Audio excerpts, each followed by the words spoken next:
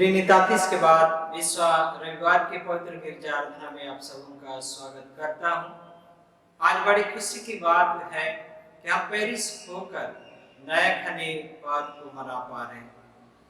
आइए आज की आराधना को आरंभ करते हुए हम लोग आज के आह्वान वचन को सुनेंगे जो हमें मिलता है भजन संहिता 8 पहला और दूसरा पद। भजन संहिता 8 पहला और दूसरा पद। हे यहोवा हमारे प्रभु, तेरा नाम सारी पृथ्वी पर क्या ही प्रतापमय है। तूने अपना वैभव स्वर्ग पर दिखाया है। तूने अपने बैरियों के कारण बच्चों और दूतपियों के द्वारा सामर्थ की नींव डाली है, ताकि तू शत्रु और पलटा लेने वालों को रोक रखे। आमीन। आइए हम प्रार्थना करें। सब शक्तिमान ईश्वर पिता, धन्यवाद देते हैं आज के दिन के लिए। हाँ प्रभु, तूने विगत सप्ताह भर के जीवन में प्रत्येक के साथ रहा और प्रत्येक को सुरक्षा देकर आज के दिन में पुनः हम सबों को तेरी पवित्र आराधना में उपस्थित कराया है। प्रार्थना करते हैं प्रभु तो हमारे साथ में हो, ताकि आत्मा और सच्चाई से तेरी स्तुति महिमा आराधना कर पाए। ये हमारी प्रार्थना है, यीशु के नाम से सुन और स्वर्ग के राज्य में ग्रहण कर। आमीन। आराधना को आरंभ करते हुए हम लोग गीत गाएंगे साक्षीवाणी से, साक्षीवाणी गीत नंबर 305। आराधना को आरंभ करते हम गीत गाएंगे साक्षीवाणी से, साक्षीवाणी गीत नंबर 305। धन हमारा ईश्वर है, हर एक उसकी स्तुति गाए। Oh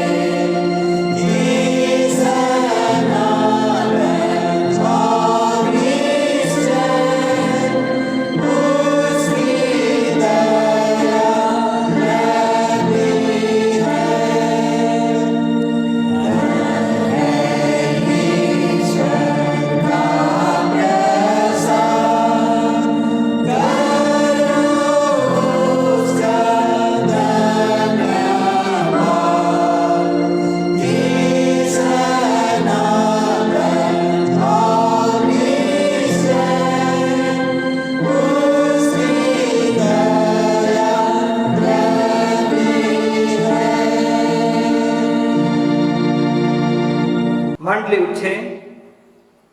हमारा आरंतरिक परमेश्वर पिता और पुत्र और पवित्र आत्मा के नाम से आमीन। हमारी सहायता ईश्वर के नाम से है जिसने स्वर्ग और पृथ्वी को सिरजा।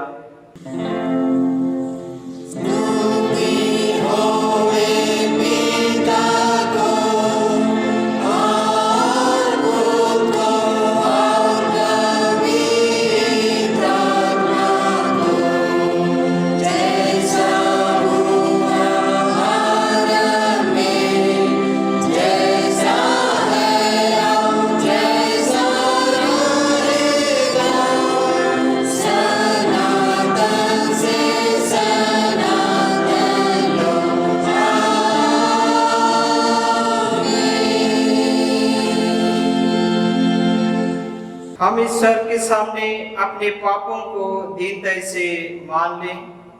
हे सब शक्तिवान ईश्वर पिता, हम दीनता से अपने सब पाप और अपराधों को तेरे सम्मुख मान लेते हैं। तू अपने प्रिय पुत्र हमारे प्रभु यीशु ख्रिस्त के कारण हम पर दया दृष्टि कर और हमारे सब पापों को क्षमा कर। आमीन।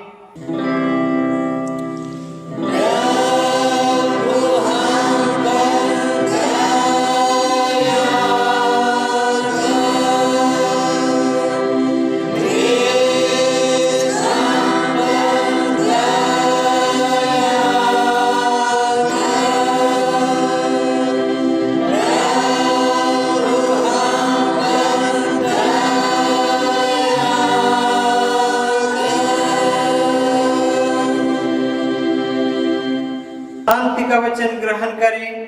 पहाड़ सरक जाएंगे और पहाड़ियां हिल जाएंगी, पर मेरी दया तेरे पास से ना सरकेगी और ना मेरे कुशल की वाचा हिलेगी। परमेश्वर तेरा दया करने वाला कहता है। यशायाह 54:10। आमीन।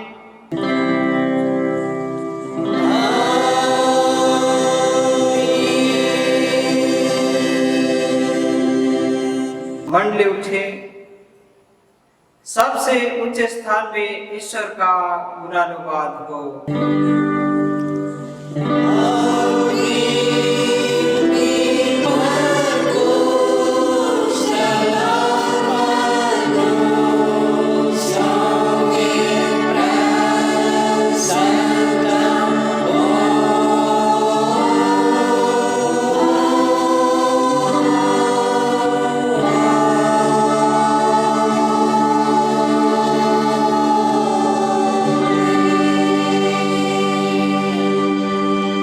प्रभु तुम्हारे संग हो।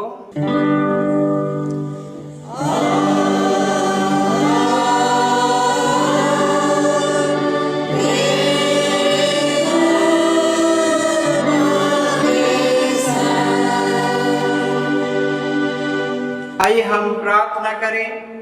हे प्रिय प्रभु सर्ववासी पिता, हम तेरा धन्यवाद करते हैं कि तू अपनी कृपा से हमारा विनाश नहीं चाहता है, परंतु कि हम अपना मन तेरी ओर फिराए और बच जाए। हम तेरी विनती करते हैं, अपना पवित्र आत्मा हमको दे कि वह प्रतिदिन हमारे मन में सच्चा पश्चाताप उत्पन्न करे, हमारे हृदय में पाप क्षमा और अनंत जीवन की लालसा जन्मे, और तेरे पर कृपा को विश्वास में ग्रहण करने और उसमें स्थिर रहने के लिए हमको सामर्थ्य दे।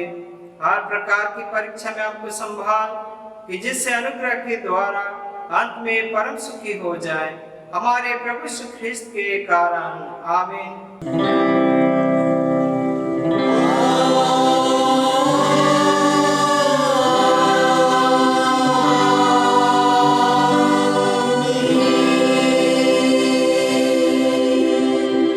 आइए आज का पहला पाठ वचन हम लोग सुनेंगे, जो हमें मिलता है रोमियो के नाम पौलुस प्रेरित के पत्री 14 अध्याय पद संख्या 1 से 9।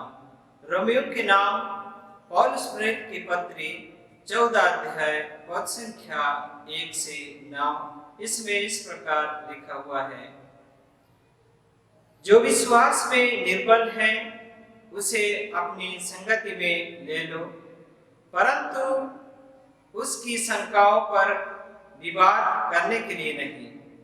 एक विश्वास है कि सब कुछ खाना उचित है, परंतु जो विश्वास में निर्बल है वह साग पात ही खाता है।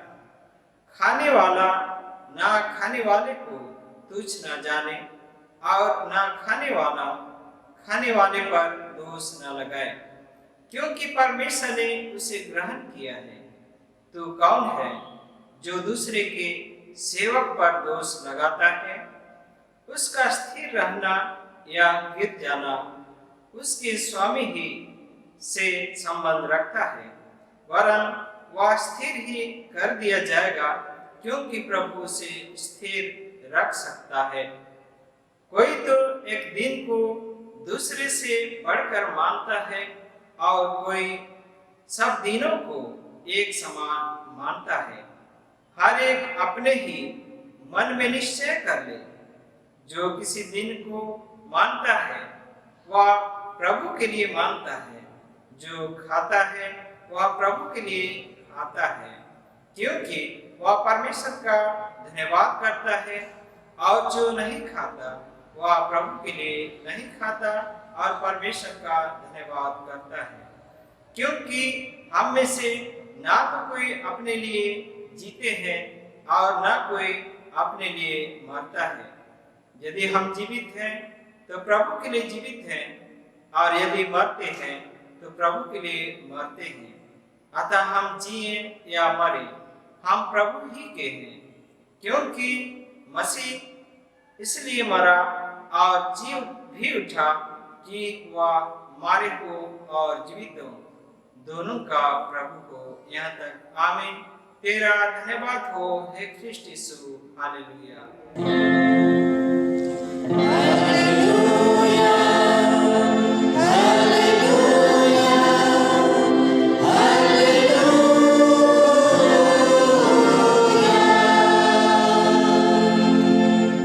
अब हम समस्त ख्रिस्तानी कलीसिया के संग अपना महापवित्र विश्वास को मान लेके एक साथ यूं कहें, मैं विश्वास करता हूँ परमेश्वर पिता पर, जो स्वर्ग और पृथ्वी का सर्वशक्तिमान सृजनहार है, और उसके इकलौते पुत्र अपने प्रभु यीशु ख्रिस्ट पर, जो पवित्र आत्मा से गर्भ में आया, कुंवारी मरियम से उत्पन्न हुआ, पुन्तियुस पिलातुस की आज्ञा से दुख उठाया, क्रूस पर चढ़ाया गया, मर गया और गाड़ा गया, पाताल में उतरा, तीसरे दिन मृतकों में से जी उठा, स्वर्ग पर चढ़ गया और परमेश्वर सर्वशक्तिमान पिता के दाहिने हाथ बैठा है, जहाँ से वह जीवितों और मृतकों का विचार करने को फिर आएगा।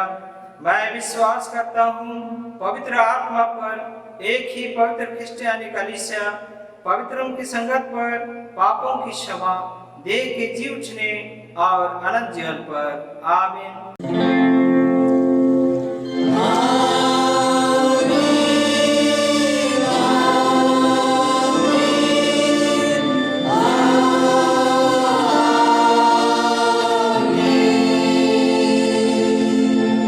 मंडली बैठे। आइए आराधना के क्रम में हम लोग दूसरा गीत गाएंगे जो हमें मिलता है साक्षीवाणी से 188, साक्षीवाणी गीत नंबर 188।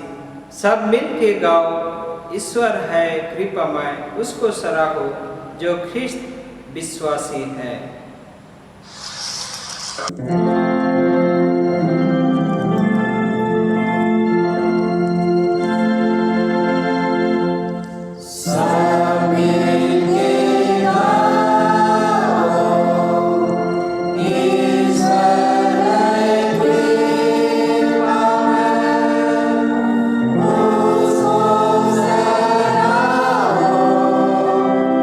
जो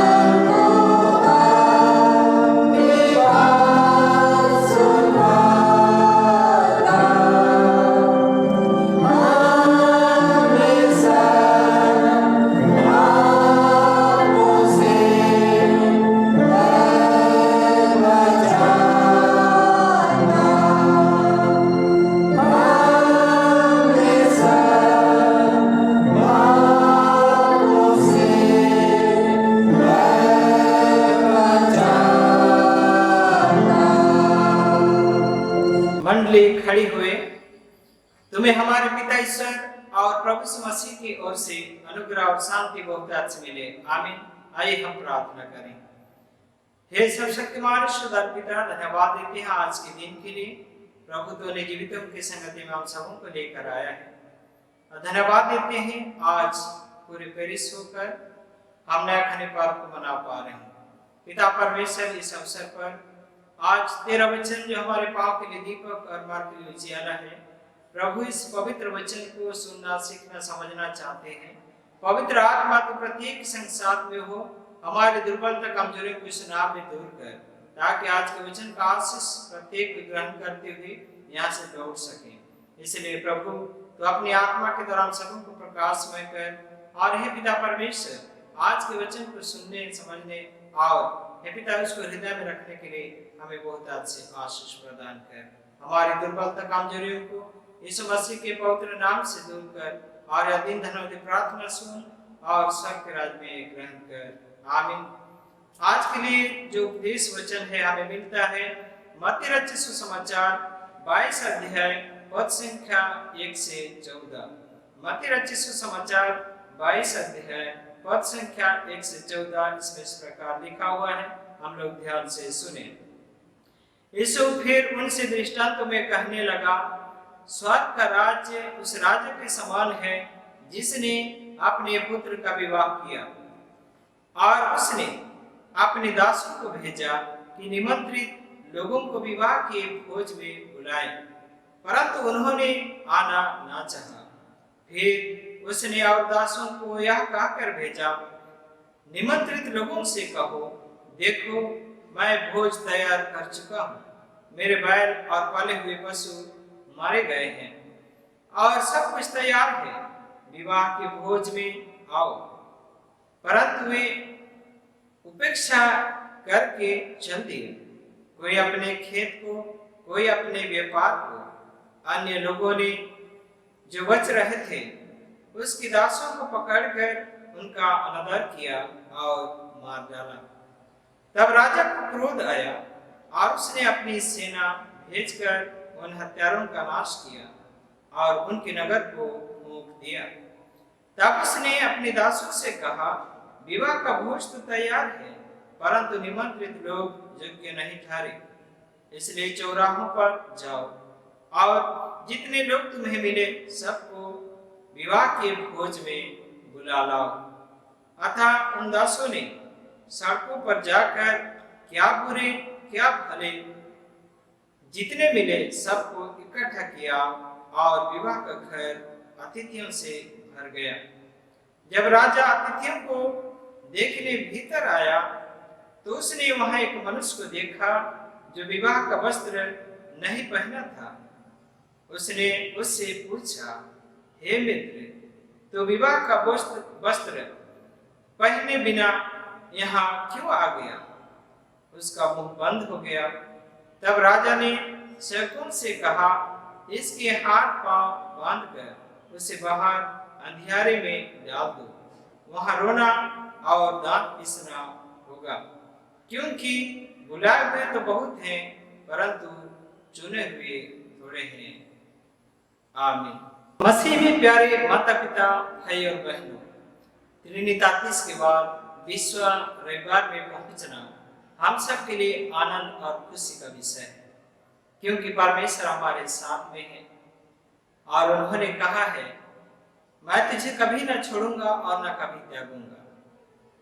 परमेश्वर महान है और हम सबको हर परिस्थिति से बचाते हुए त्रिनितातीस के बाद विश्व रविवार में आने का मौका दिया है कि हम प्रभु के वचनों से सुने और उस वचनों के द्वारा आशीषों को प्राप्त करें। साथ में बड़ी खुशी और आनंद का विषय भी है कि आज पेरिस होकर हम नया खनी पर्व को मनाते हैं। नीति वचन 3 उसका 9 पद के अनुसार अपनी सारी उपज के द्वारा और पहला फल के द्वारा परमेश्वर की प्रतिष्ठा करना, यहोवा की प्रतिष्ठा करना।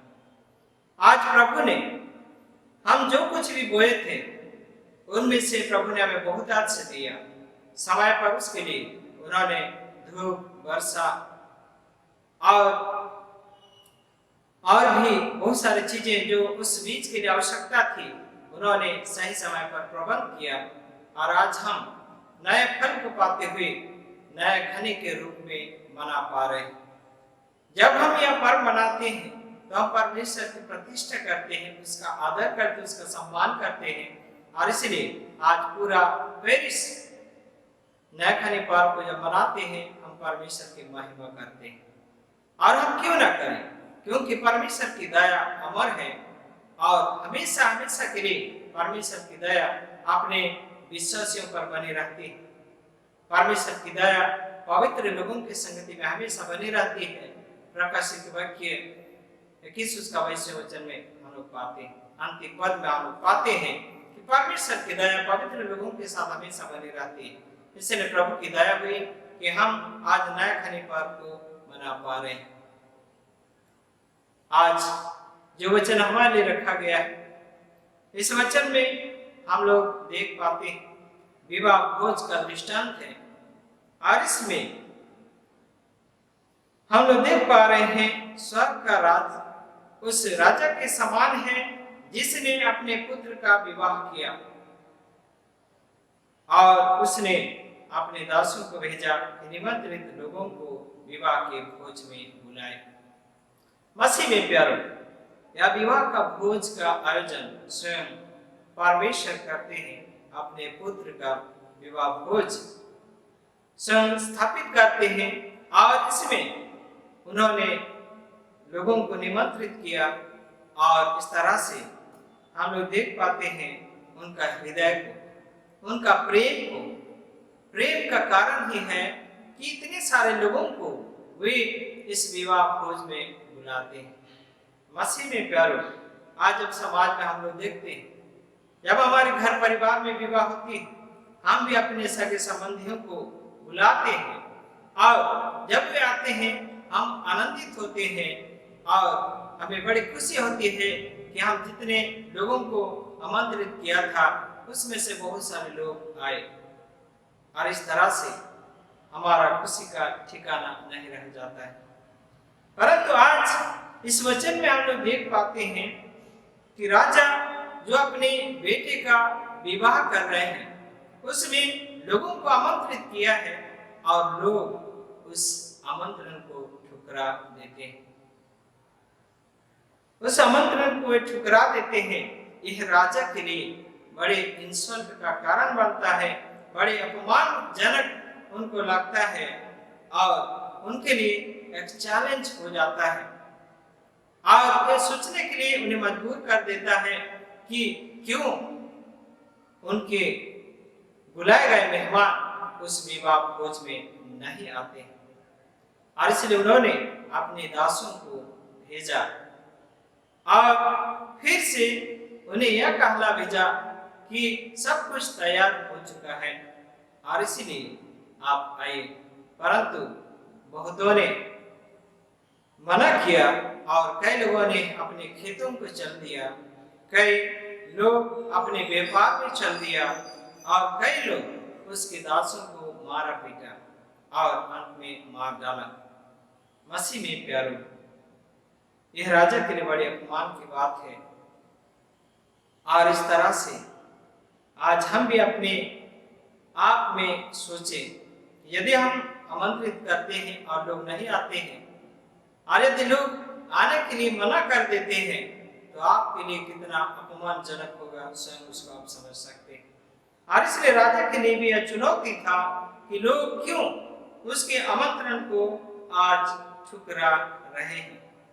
सब कुछ तो तैयार हो चुका है परंतु लोग आज क्यों ठुकरा रहे हैं। मसीह में प्यारों, आज हम सब इस वचन के द्वारा यह हम शिक्षा को प्राप्त करते हैं कि परमेश्वर पिता जो अपने पुत्र के विवाह में हम सबों को आमंत्रित किया है और आज हम सब उसके आमंत्रण को विभिन्न रूप में ठुकरा देते हैं। परमेश्वर के राज्य जो कि हमारे लिए तैयार किया गया है, परमेश्वर का वह विवाह भोज जो हमारे लिए तैयार किया गया है, उस विवाह भोज में हम लोग आने के लिए मना करते हैं। कई बार हम अपने विभिन्न कारणों को दर्शाते हैं और उस महान भोज में जो जहाँ पर आनंद और खुशी है, जहाँ पर शांति है, जहाँ पर किसी प्रकार का दुख नहीं है, केवल सुख ही सुख है, उस आनंद और खुशी में हम सब शामिल होने से अपने आप को विभिन्न रूप में बहाना करके देखने पाते हैं और आगे हम लोग जाना नहीं चाहते हैं। और इसलिए मसीह में प्यारो, आज परमेश्वर दुखी है कि आज हम भी उसके आमंत्रण को ठुकरा दें। आज हम उसके प्रिय पुत्र यीशु मसीह जो हमारे लिए मर गया और हम सबके लिए जी भी उठा, उसके महान भोज में जहाँ पर उद्धार है, जहाँ पर क्षमा है, जहाँ पर दया है, वहाँ पर हम लोग जाना नहीं चाहते। और इसलिए आज हमारे जीवन में भी विभिन्न प्रकार की बहाना को लेकर हम लोग आते हैं और परमेश्वर के राज्य के बारे में जानना नहीं चाहते हैं, परमेश्वर के उस विवाह भोज में आना नहीं चाहते हैं। तो मसीह में प्यारो, हम सभी देखते हैं जब राजा क्रोधित हुआ तो उन्होंने हथियारों को नष्ट किया और यह वचन 70 AD में पूरा होती है, जब रोमी साम्राज्य यरूशलेम पर आक्रमण करता है और उसको संपूर्ण रीति से नष्ट कर देता है, वहां के लोगों को मार डालता है। और इस तरह से हम लोग देख पाते हैं यह वचन पूरा होता है कि उसके हत्यारे जो थे, दासों को मारने वाले, उनको या स्वामी मार देता है या राजा मार देता है। तो मसीह में प्यारो, आज दुष्ट किसान के बारे में भी हम लोग सभी को जानते हैं। मत्ती रचित सुसमाचार 21 उसका 43 में हम लोग पाते हैं, वहां भी एक गृह स्वामी है जो एक दाख बारी लगाता है और दाख का बारी में हम लोग देख पाते हैं कई लोगों को काम में लगाता है। दुष्ट किसान उसके पुत्र या तो उन दासों को मार देते हैं और इस तरह से वे परमेश्वर के उस महान उद्धार को, छुटकारा को पाने से अपने आप को रोकते हैं।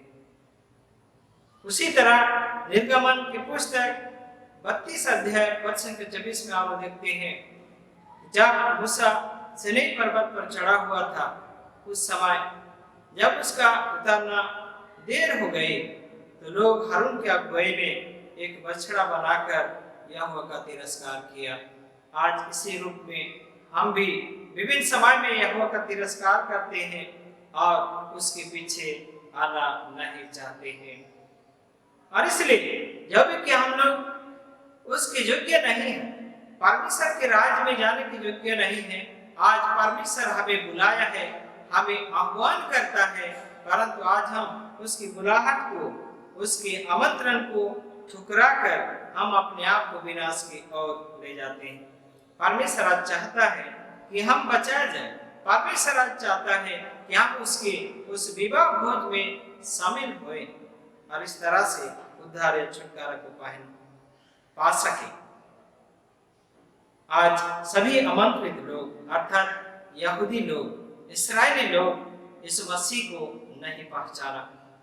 वह अपनों के बीच में आया और यहूदियों के लिए, इस्राएलियों के लिए आया, परंतु उन्होंने उसका तिरस्कार किया, अंत में उसको मार भी डाला। आज प्रभु यीशु मसीह हमारे लिए भी आए। आज हम भी उस प्रभु यीशु मसीह को विभिन्न रूप में तिरस्कार कर रहे हैं और इसलिए आज हमारे पास भी एक चुनौती है। क्या आज हम प्रभु को अपने जीवन में ग्रहण करते हैं या उसका तिरस्कार आज हम लोग करते हैं? तो यह विवाह भोज हमारे लिए संदेशों को लेकर आता है। आज से विवाह भोज में जब आने के लिए हमें वस्त्र की आवश्यकता है। उस विवाह भोज का जो वस्त्र है उसको यदि हम लोग नहीं पहनेंगे तो उस विवाह भोज में हम कभी भी प्रवेश नहीं कर पाएंगे। यशायाह नबी का पुस्तक 61 अध्याय पद संख्या 10 में हम लोग पाते हैं, मैं यहोवा के कारण अति आनंदित होऊंगा, मेरा प्राण परमेश्वर के कारण मगन रहेगा, क्योंकि उसने मुझे उद्धार के वस्त्र पहनाए और धर्म का चद्दर ओढ़ाया है। आज वह उद्धार का वस्त्र और धर्म का चद्दर जब तक हम लोग नहीं ओढ़ेंगे तब तक हम उस विवाह भोज में शामिल होने के योग्य नहीं। और इसलिए आज हमें वह विवाह का भोज का वस्त्र जो उद्धार है उसको पाने के लिए हमें प्रभु यीशु मसीह को ग्रहण करना होगा। हमें पापों से अपने आप को शुद्ध करना होगा, तभी हम उस विवाह भोज में शामिल हो सकते हैं। जैसा यहाँ पर राजा दिखता है कि एक व्यक्ति है जो आमंत्रित लोगों में से वह विवाह का भोज का वस्त्र पहना हुआ नहीं है और उस तरह से उसको आग में फेंक दिया जाता है। दूसरा कोरिन्थियों 5 उसके 21वें वचन में भी हम लोग देखते हैं, लिखा है जो पाप से अज्ञान था उसी को उसने हमारे लिए पाप ठहराया कि हम उसमें होकर परमेश्वर की धार्मिकता बन जाए। मसीह में प्यारो, आज जो पाप से अनजान था, अज्ञान था, उसको परमेश्वर ने हमारे लिए पाप बनाया ताकि हम लोग धर्मी ठहरे। धर्म का वस्त्र जब तक हम लोग नहीं पहनेंगे तब तक उस विवाह भोज में हम लोग भी शामिल नहीं हो सकते हैं। व्यवस्था विवरण 30 उसका 19वें पद में हम लोग पाते हैं, प्रभु कहता है हमें, आज के दिन मैं तुम्हारे सामने जीवन और मरण, आशीष और श्राप दोनों को रखता हूँ, तुम जीवन को चुन लो। आज हम किसको चुनना चाहते हैं? क्या आज हम जीवन को चुनना चाहते हैं? क्या आज हम आशीष को चुनना चाहते हैं? क्या आज हमारे लिए पाप को या श्राप को हम लोग चुनना चाहते हैं? आज आपके और मेरे ऊपर में है कि हम उस विवाह भोज में शामिल होने के लिए कौन सी राह को आज हम लोग चुनना चाहते हैं। आज हमारे पास जीवन भी है, मरण भी है, आशीष भी है, श्राप भी है। इस तरह से आज हम कौन सी राहों में जाना चाहते हैं? आज परमेश्वर हमें बुलाता है, आज हमें परमेश्वर बुलाता है। आज हमारा प्रत्युत्तर क्या है? क्या आज हम आमंत्रित किए गए हैं और आज हम उस विवाह भोज में जाना चाहते हैं या नहीं चाहते? यूहन्ना 15 उसका 16वें वचन में आप लोग पाते हैं, तुमने मुझे नहीं चुना परंतु मैंने तुम्हें चुना है ताकि जाकर तुम फल लाओ। आज प्रभु ने हम सबको चुन लिया है और इसीलिए जब हम कहते हैं हाँ, तो प्रभु हमें आशीषों से परिपूर्ण करते हैं, उसके राज्य के नागरिक हमें बनाते हैं। इस तरह से आज हम परमेश्वर के संतान हो जाते हैं। और इसलिए मसीह में प्यारो, आज के वचन में ये हम लोग पाते हैं कि आज प्रभु हमें आह्वान करता है, उसके आह्वान को सुने, उसकी पुकार को सुने और उस विवाह भोज में शामिल होने के लिए अपने आप को तैयार करें। यशायाह 55 1-3 में हम लोग पाते हैं, प्रभु कहते हैं, आओ सब प्यासे लोगों, पानी के पास आओ। रोमी 13 उसका 14 वचन में भी हम लोग पाते हैं, वरन प्रभु यीशु मसीह को पहन लो और शरीर की अभिलाषा को पूरा करने का उपाय ना करो।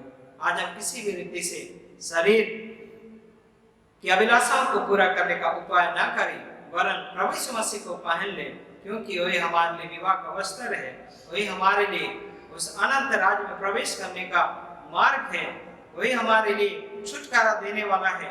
गलातियों 3 उसका 26 और 27 में भी हम लोग पाते, विश्वास के द्वारा जो मसीह पर है परमेश्वर की संतान हो। जिन्होंने मसीह पर बपतिस्मा लिया उन्होंने मसीह को पहन लिया है।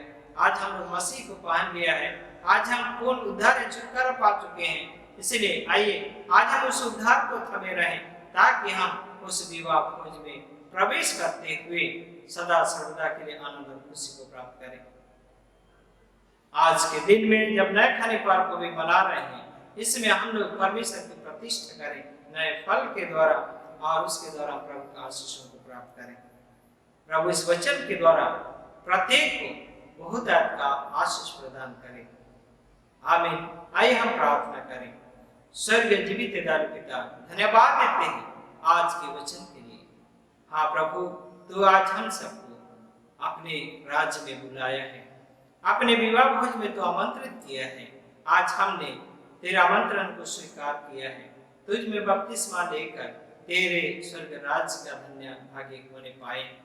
प्रभु चाहते हैं हमारी दुर्बलता कमजोरियां अनेक हैं, परंतु सभी चीजों को तूने दूर किया है और हमें नया जीवन दिया है। प्रभु इसके लिए धन्यवाद करते हैं। और हे पिता, आज तो अपने प्रिय पुत्र यीशु मसीह के द्वारा उस अनंत राज में हमें मिला लिया है, इसके लिए तेरा धन्यवाद करते हैं। आज जो भी वचन हमने सुना है, इस वचन का आशीष प्रत्येक को प्रदान कर। हाँ प्रभु, ये हमारी प्रार्थना है, उद्धार के तमस्या के नाम से मांगे, सुना उसका राज में ग्रहण कर, आमीन। और ईश्वर की शांति जो समस्त ज्ञान से पूर्ण है, ख्रिस्त यीशु में आपके मन और हृदय की रक्षा करे, आपसे सदा लो, आमीन। आइए इस घड़ी हम लोग तीसरा गीत गाएंगे जो हमें मिलता है साक्षी वाली 307, साक्षी वाली गीत नंबर 307। हे स्वर्ग और पृथ्वी के कर्ता, सदा हो तेरी महिमा, हम सबको दे कृतज्ञता, दाता दयाल। इसी गीत में हम लोग सन्निधान में इकट्ठा करेंगे।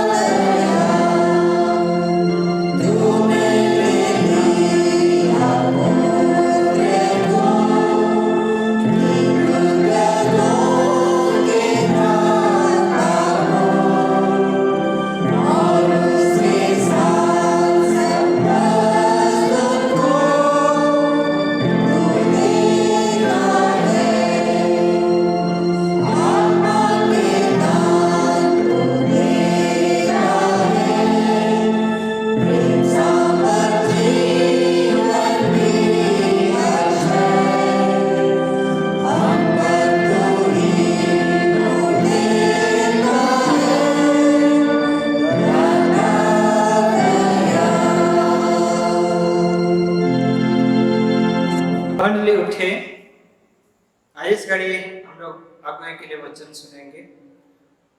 नीति वचन 3 उसका 5 और 6 पद। तू अपनी समझ का सहारा ना लेना, वरन संपूर्ण मन से यहोवा पर भरोसा रखना, उसी को स्मरण करके सब काम करना, तब वह तेरे लिए सीधा मार्ग निकालेगा। आमीन। आइए हम प्रार्थना करें। सर्वशक्तिमान ईश्वरदार पिता, धन्यवाद देते हैं आज के ये पवित्र दिन के लिए, जिसमें तूने हम सबों को जीवित उनके मंडली में लेकर आया। और हे प्रभु, तेरे वचनों को सुनने, समझने, सीखने पाए हैं। पिता, चाहते हैं यह वचन हमारे पाँव के लिए दीपक और मार्ग के लिए उजियारा हो। हमेशा दुष्ट भरी शैतान संसार से तूने हम सबों को बचाया है। प्रार्थना करते हैं इस सप्ताह भर के जीवन में भी तो हमारे साथ में हो, हमारे प्रत्येक काम उद्यम पर तो बहुतायत का आशीष दे। धन्यवाद देते विगत सप्ताह भर के जीवन के तमाम दया आश्रम के लिए। और इस घड़ी पिता परमेश्वर धन्यवाद देते हैं गुड़िया परिवार के साथ। हाँ प्रभु जी, आयुष गुड़िया जो कि समर गुड़िया और फ्लोरा गुड़िया के बेटे हैं। और ये पिता परमेश्वर उन्होंने कंप्यूटर साइंस में फर्स्ट क्लास पाते हुए आज है प्रभु पूरे परिवार के साथ तेरे नाम को ऊंचा उठाते हैं। पिता परमेश्वर, इस बेटे के संग साथ में तू हो लिया और बुद्धि और ज्ञान से इन्हें परिपूर्ण किया। और हे प्रभु, वे अपने माँ बाप के आज्ञाकारी रहकर अपने पढ़ाई को जारी रखा।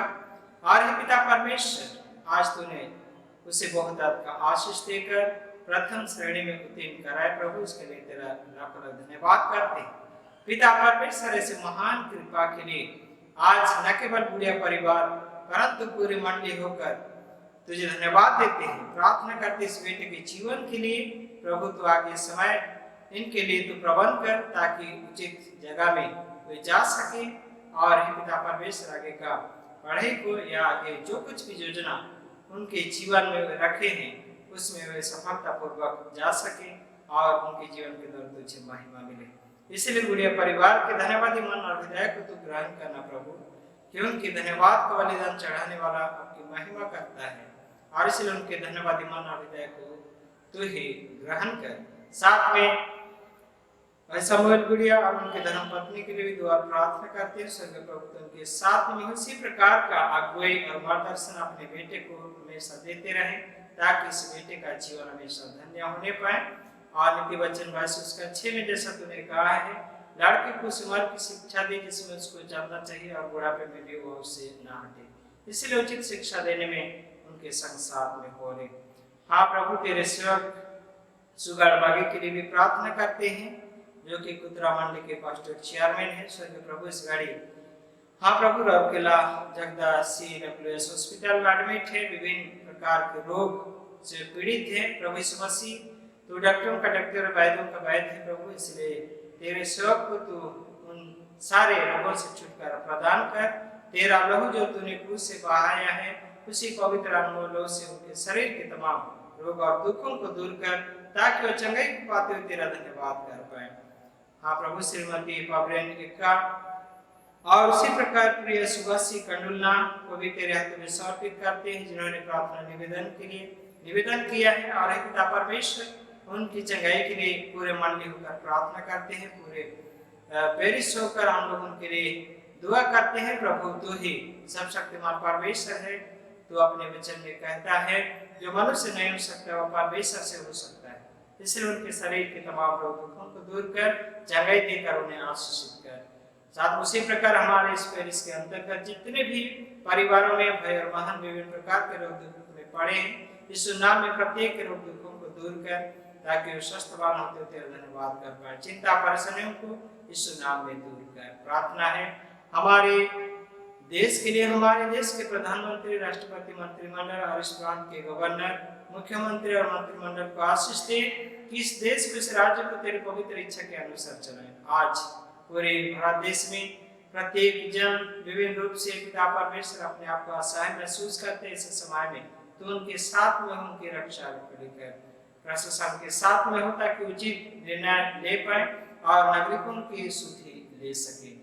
और हे प्रभु, हमारे इस राज्य के संसाथ भी तो बोले, ताकि यह राज्य का प्रत्येक नागरिकों के लिए अच्छा होने पाए और प्रत्येक नागरिक इसके द्वारा लाभान्वित होते तेरा धन्यवाद कर पाए। हमारे कलीसिया के मॉडरेटर, पादरी, बिशपगण, प्रचारक, मंडली के एक अधिकारी के साथ में हो, ताकि इस कलीसिया को तेरी पवित्र इच्छा के अनुसार चलाए।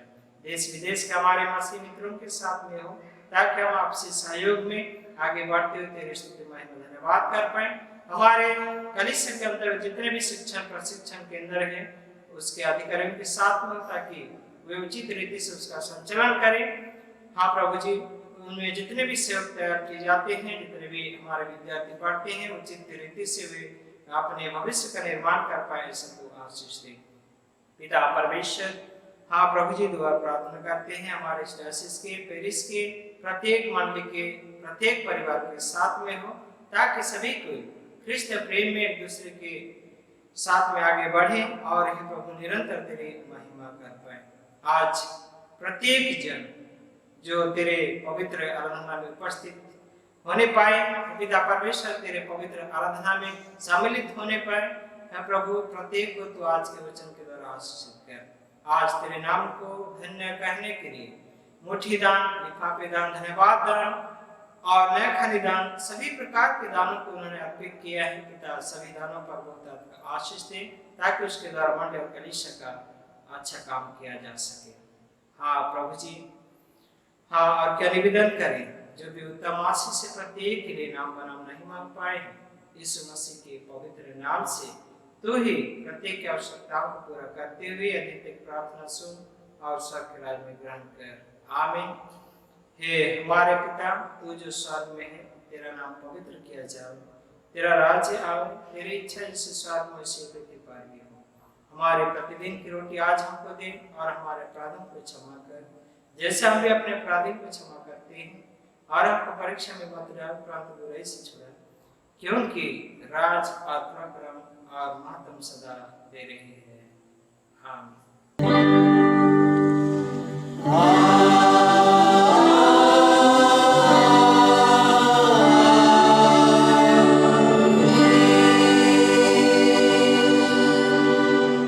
आप त्रिएक ईश्वर का आशीर्वाद विश्वासी और दृढ़ मन से ग्रहण करें। परमेश्वर तुझे आशीष देवे और तेरी रक्षा करे। परमेश्वर अपना मुख का प्रकाश तुझ पर चमकर तुझ पर अनुग्रह करे। परमेश्वर अपना मुख का प्रकाश तुझ पर चमकर तुझे कुशल देवे। आमीन।